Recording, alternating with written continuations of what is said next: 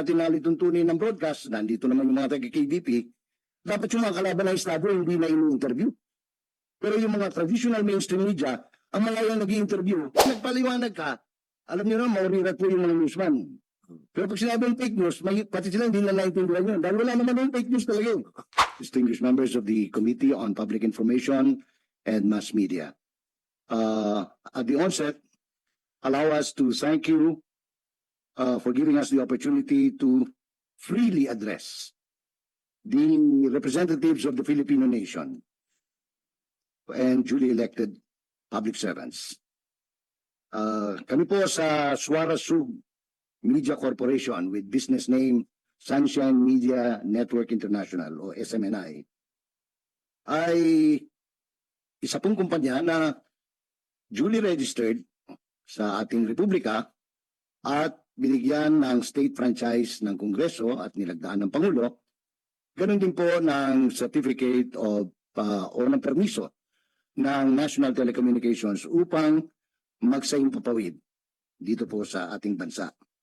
Lamang ay nagulumihan po kami na isang araw bigla na lamang nagkaroon ng isang kautusan na kami po pinagbabawalan na magsayang papawid.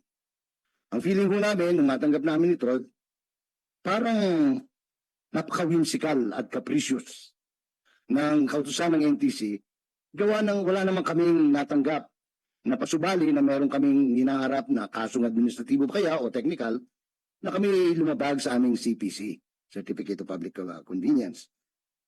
NTC, without consideration of the constitutionally guaranteed equal protection and due process, initially suspended the network from going on the air on its assigned radio and television frequencies for a period of 30 days, simply based on a demand of a lady party list representative.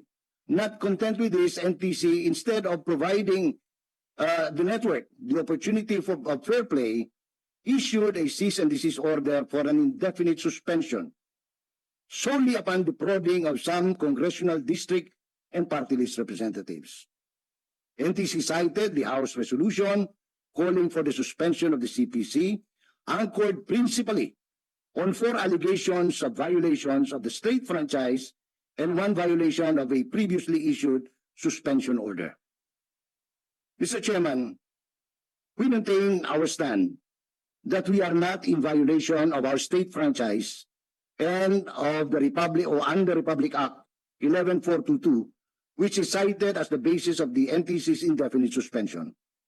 While the 4 cited reasons are better addressed in detail by Senate in a proper committee hearing, which may be called for the purpose, allow me to mention in passing the following. Dito nagkaroon, Mr. Chairman, ng kontrobersya. Ang isa pong binabanggit nila, ang SMNI daw ay naging daan para sa red tagging. Bibigyan mo natin ng historical perspective yung salitang red tagging.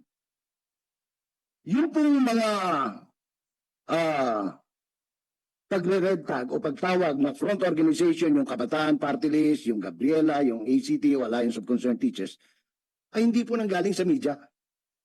Ang mismo yung nagyabang nito ay walang iba kundi ang founding chairman ng CPP-NPA-NDF, si Professor Jose Maria Sison, na dating tinitingala po namin bilang mga aktivista ng araw. Ang sabi niya, na-available naman po ito sa worldwide net na pwedeng i-download na ating secretariat. Sabi niya, itong mga Makabayan Black Party List na ito ay mga legal front organization namin sa CPP-NPA, which by the way, Mr. Chairman, was designated by the Anti-Terrorism Council as Communist Terrorist Group. So hindi ho kami ang nagbansag na sila ay kaibigan, kaanib o kabalikat ng CPP-NPA. Mismo si Mr. Sison ang nagsabi noon. Kaya kung nababanggit sa mga balita na sila ay front organization, it is only in deference to the pronouncement made by the founding chairman himself that this Makabayan Black Party List are theirs. So, maingat po kami doon. Kaya nga palagi namin sinasabi na designated communist terrorist group. Base ho yan sa mismong gobyerno na nag-atas na itong mga grupong ito. In fact, 2 days ago lang, Mr. Chairman, ay inulit ng Anti-Terrorism Council na sila po ay communist terrorist group. So, hindi po namin mawari bakit kami tinatawag na ang aming kasalanan ng red tag. Kasi katunayan, kung susundin natin na lituntunin ng broadcast, nandito naman yung mga taga-KBP, dapat yung mga kalaban ng Estado hindi na ini-interview. Pero yung mga traditional mainstream media, ang mga yung nag-i-interview kay Mr. Sison at iba pang mga pinuno ng CPP-NPA. So, malayo po sa katotohanan ng SMNI ay nagre-red tag. Pangalawa, napaka-convenient po kasi ng sawaging red tagging eh. Para lang mahinto yung pagbabansag sa kanila na front organization. Pangalawang dinadahilan po ng NTC, base doon sa request ng House, kami raw ay nagpapalaganap ng fake news. Apat po yung binanggit nila. Pangalawa, yung fake news. Ako po maglilimampung taon na sa industriya ng pamamahayag.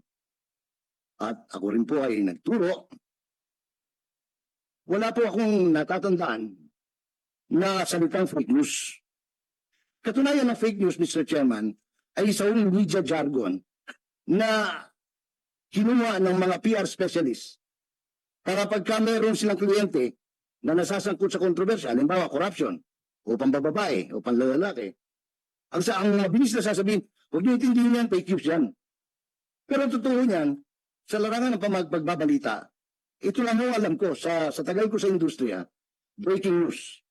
Yung kapuputok lang ng balita, yun ang breaking news. Ngayon, kung ikaw radyo, television, meron kang news, sasabihin mo, ito yung breaking news. Kapapasok na balita, si ganito, si ganyan.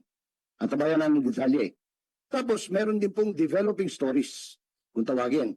Ito po yung habang tumatakbo yung istorya na ibabalita ninyo.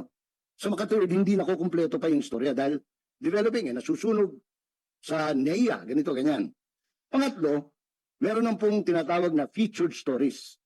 Sa prito, may binabanner yan, may headline, may mga binabox na istorya. So, yan ho ay, at saka yung regular news item. In other words, simpleng istorya. Yan ho ang klase ng mga balita. Wala hong fake news.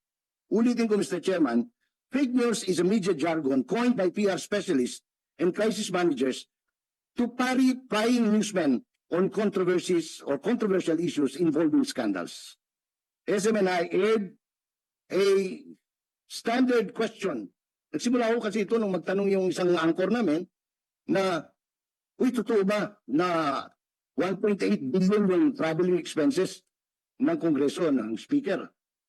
Nagtanong po, how easy for the Public Information Office of Congress to have corrected us, no? Ay, hindi po tama yan. Hindi po 1.8, 2.66 million po. Mali po kayo, mababa yung nakuha ng information. Tapos na yung story sana doon. Katunayan, nung nag-hearing po sa mababang kapulunan, sinabi nila, hindi totoo yan. 39 lang ang nagagastos namin. So makatuwid, mahigit pa ko sa 2 bilyon yung nawawala. Na hindi na-account hanggang ngayon. Ngayon, inaakusaho nila na ang SMNI ay espousing fake news. Sinampahan pa ho ng kaso yung isang anchor namin na dating Pangulong Rodrigo Duterte on the basis of spreading fake news, which by the way was dismissed by the prosecutor. Now, ang tingin nga ho namin, if this was the anchor or the predicate of the suspension order for SMNI, dapat sana ho, pagka-dismiss ito ng prosecutor, without, hindi naman namin pinapangunahan yung legal department ng NTC, dapat nilip na nila yung suspension namin. Pero hindi ho nagtuloy-tuloy po na yung dating 30 days, naging indefinite na. Samantalang yung nag-aakusa ng fake news, na-dismiss nga yung kanyang kaso. The same complaint was dismissed by the prosecutor. May dalawa pa hong sinasabi silang dahilan kung bakit kami sinuspindi, which can better be explained by our legal department. No? Si Atty. Suplico, isang veterano na mambabatas, at matagal na nagpa-practice ng broadcast, anong tawag nito, sa mga prangkisa, sapagkat siya ay isa rin pong may background sa electronics communications engineering. Hindi kaila po yan. At si Atty. Mark Tolentino, na isa rin pong professor ng batas, no? Professor of Laws in the academe, and an active court litigator. Maraming salamat po, Mr. Chairman. Yung progression ng balita. Yun po. There is no such thing as fake news. Kasi Lahat ng balita, kukunin muna yan, tapos ganun po ba yan? sa totoo po, ako yung nag-practice din ng crisis management. Opo. Yun ang ina-advise namin sa kliyente namin pagka may skandal. Sabihin mo fake news para tapos ang storya. Kasi pag nagpaliwanag ka, alam niyo na, maurirat po yung mga newsman. Pero pag sinabi yung fake news, pati sila hindi na naintindihan yun. Dahil wala naman yung fake news talaga yun. Salamat po, Kajay.